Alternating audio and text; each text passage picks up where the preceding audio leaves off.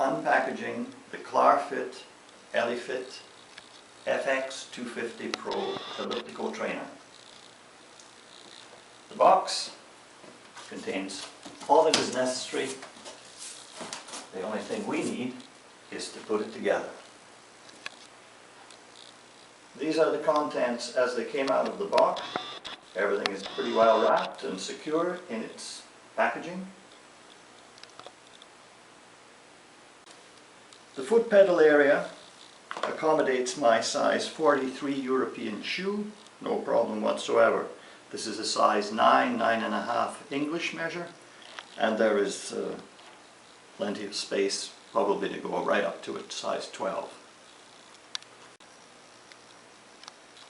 First impression on the pieces is that they are solidly built, well constructed, and they're all smooth, no rough edges. Everything looks pretty much quality built, and I imagine putting it together should be reasonably intuitive.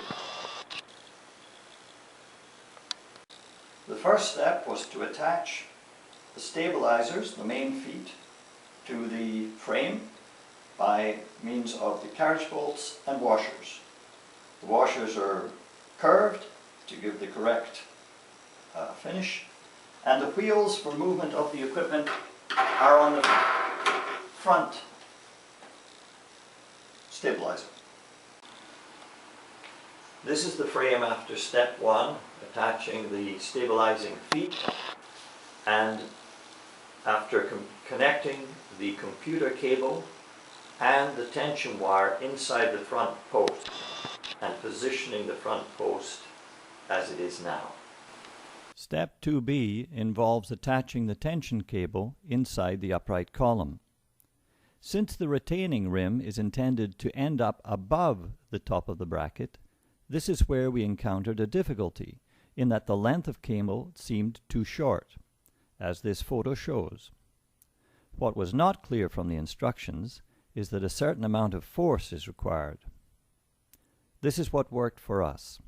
Turn the resistance knob on the front post to the lowest value, that is, setting 1. Slip the end of the tension cable into the small hook on the lower section of the cable. Hold the handlebar post vertically above the lower section of the front post, so the tension cable is pointing straight up, and then pull upwards with a reasonable amount of force. At this point, the tension cable should slip inside the cutout portion with the circular retaining rim ending up above the top of the bracket. We complete step 2C by securing the front post with 4 Allen bolts and washers.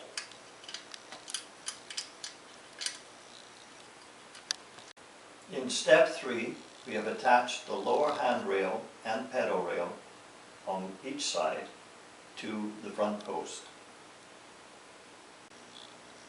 Step 4 involved attaching the foot rail to the crank. The bolts are identified left and right, however threading them was quite difficult and took some time.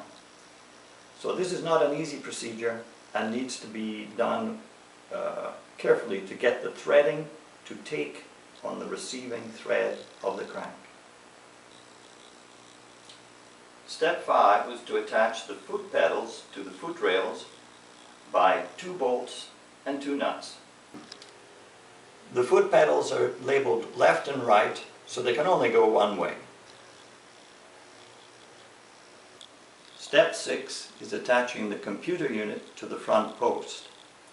The first thing to do is attach the computer wire to the connector inside the front post. Then the computer unit can be attached via the 4 screws which are found on the back of the computer unit. Unscrew them and then attach them to the front post.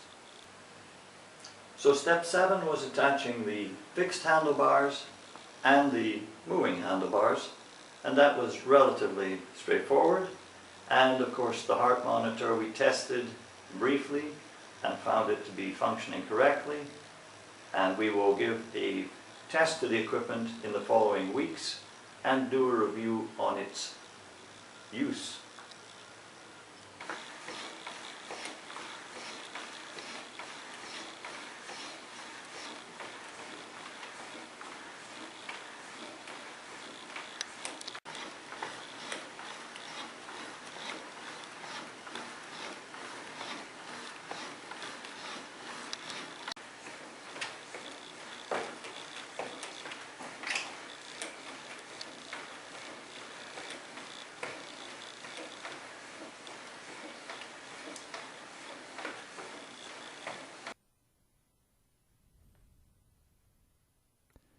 The integrated computer unit has 3 buttons and a clear LCD screen displaying very large digits. The readings cycle or scan through 6 items. Odometer, cumulative distance covered. Pulse, to get a reading you would grasp the inner fixed handlebars with sensors. Speed, your estimated speed of motion. Distance, how far you have traveled in the current session. Time, how long you have been exercising in the current session. And calories, estimated calories burnt through this exercise, this session.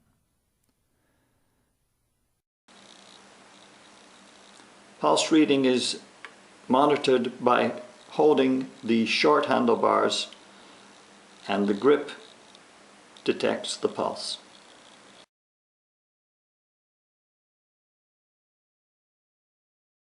The LCD display starts automatically when the foot pedals are put in motion and stops by itself 4 minutes after activity has ceased. The central button mode allows you to isolate any one of the above readings or select the scan mode, which shows all the readings in sequence. The left button, Set, allows you to program targets for distance, time, and calories. The right button, Reset, resets all readings except the odometer.